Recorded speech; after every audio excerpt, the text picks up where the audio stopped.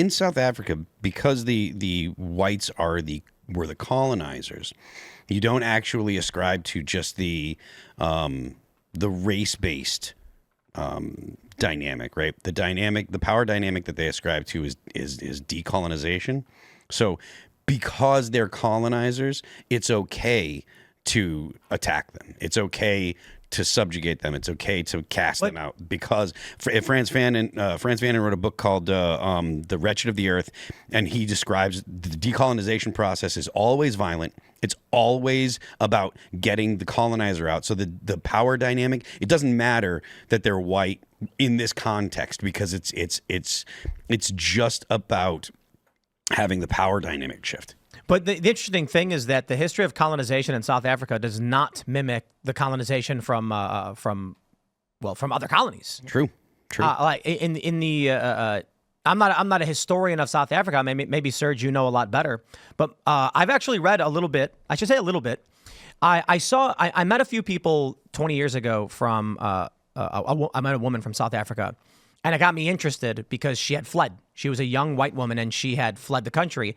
And I was like, really? Like, what's that about? And she explained that her parents didn't want her to get raped. They were scared that she would be raped. And so they found au pair programs so that she could go overseas. And this was the easiest way to get a visa and get her out of the country. And so then I started just reading about what was going on. And I was shocked to find that after the end of apartheid, it rapidly became the rape capital, the baby rape capital of the world. Homicides jumped tenfold, all these crazy things. I then ended up watching a movie called Stander. And Serge knows all about this guy, Andre Stander. I guess he was like Dillinger of South Africa or something. Something akin to that. Like bank robber, dude. Bad guy that was kind of like an anti-hero. Yeah. Kind of like Dillinger, you know what I mean? Like Dillinger, John he would burn Dillinger, mortgage papers and everyone would cheer for him. But the Stander stories are crazy. He robbed a bank and then they, as they were fleeing, they heard on the radio. Fortunately, the Stander gang did not find the safe hidden behind one of the paintings. So they slammed the brakes on, turned around, went back to the bank, knocked on the door. And when the manager said, "Sorry, we're closed, we were robbed," they pointed a gun at him and said, "Remember us?" and went back in and went to the safe. I feel like I heard that story just recently. Maybe you said that off air or something? It's a Tom Jane movie. Okay. Oh, a Thomas Jane movie. Yeah. You should see it. It's a good movie. Because I did rewatch Public Enemies recently, which is so I was reading about it, and I could be totally wrong, and I'm not a historian. I don't know. Serge, you have to correct me on this one. But my understanding was that it was not a densely populated area when Cape Town was established, and the East India Trading Company was coming down. They needed to stop for supplies, and there were not very many people there. But I don't know, Serge. You tell me. Well, it's a lot like the United States and a lot different than the United States. 1652, the dromedaris landed in the Cape, and then after that, they established a trading colony, like you said earlier before the show. Established a trading colony. People liked the trading colony. Then eventually, the Bantu migration occurred, which was after we had made land in South Africa. People that are like what you consider Africans came down from the north of Africa out of the jungles, because remember it's in the southern hemisphere, so the jungle and the equator is north from you, so everything gets hotter as you go north as opposed to hotter as you go south in the United States. And they all came down and then essentially made their own nations in South Africa, because they said, hey, there's open land, we can survive here, we can make our place here amongst the Khoisan, who are the original true inhabitants of South Africa. So like the idea, like you said, it's totally opposite of what people think. If they think, oh, well, white people showed up and subjugated the black people. That's completely opposite to what happened. Yeah, what I've read, and is probably largely incorrect, it's very surface level, is that it was sparsely populated. Yeah. Trade colonies were set up, which brought food, resources, technology, and then the natives that had been there started settling in and around these colonies because the excess of resource benefited them, which over 100, 200 years or 150 years results in these massive populations surrounding the major cities, which of course they set rules being like, you guys can't come in here. And then ultimately you get apartheid, segregation, and then you get the whole world being like, it's racist that 90% of the population can't access your cities. Ended it.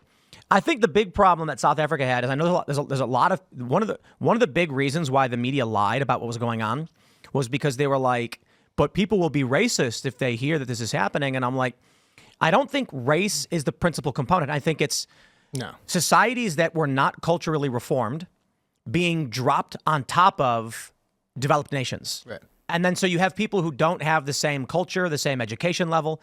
If you take the left at their word and they say poverty causes crime, it's like, what do you think's going to happen when you open the door to an entire 90% of an impoverished population and put them into a developed nation? This is what ends up happening.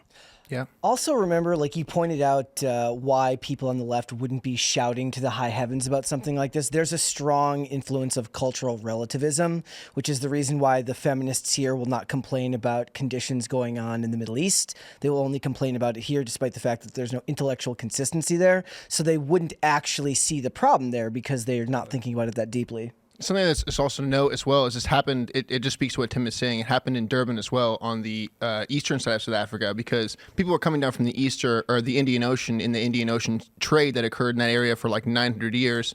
They were coming down the coast, settling Madagascar, and eventually settling the Durban area of South Africa. So there have been Indians and Malay in the country for a long, long time.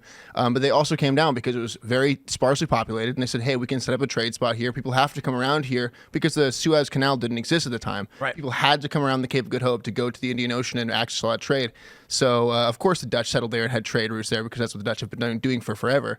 But yeah, it's like you say, it's a population of people that don't have the same cultural high trust society that we would have, or that these Indian traders would have had, that is trying to integrate, that just has never really integrated. It's You're never really seeing been the same. You're seeing this happen though, even in American cities, where Totally. people from other countries come and they kind of add to the population and they change the culture of the city. You can go to your grocery store. I mean, you go to a Costco and it's completely different. And then the Costco will update the type of food it carries, right? But these cities' cultures are drastically changing because of the different type of people coming in. And the left will prop it up as like, oh, well, we get different, amazing new food. And it's like, yeah, well, okay. But also the culture is changing, and sometimes in a very negative way. And this is what I hear from a lot of these liberals when they say things like, well, isn't it great that we get Mexican food and we get, soul food and we get these things? And I'm like, yeah, I don't care about the food. I care about in Dearborn, Michigan, where they have this massive rise in female genital mutilation and no law enforcement against it because the community there, it's a natural part of their culture. Or in Sweden, where they had a rise in Afghan refugee children raping little boys, because that is also a practice that occurs in Afghanistan. And I believe the story goes that U.S. Military were instructed not to intervene nor to expose the fact that in Afghanistan they have a cultural practice where it's kind of like a hazing, where young boys will grab another young boy, pin them down, and rape them. Are you talking about bachabazi? Is that what it's called? It's like the Thursday thing, bachabazi. I think I met a guy who was a cop in Sweden who quit, and he explained that there was this was happening because they resettled a bunch of refugees from Afghanistan, and these young boys were going to pools in Sweden and raping little boys because it was a cultural practice they had, and then they were being told not to report it. Yeah, it's always about like the left will always ignore this stuff happening, right? And they always go to the food, and it's so funny. I always crack up because somebody will be like, you need to go to this restaurant because it's so authentic. And it's always like a Pablo or somebody like me in the kitchen. It doesn't matter what type of cuisine it is. It's there's true. Like there's a Mexican dude behind the Like you counter. go to a pizza restaurant, there's a Mexican guy yeah, of working course. there. Like it's authentic, but it's like The truth is that as a racial group, they're the best chefs, the best cooks. roofers.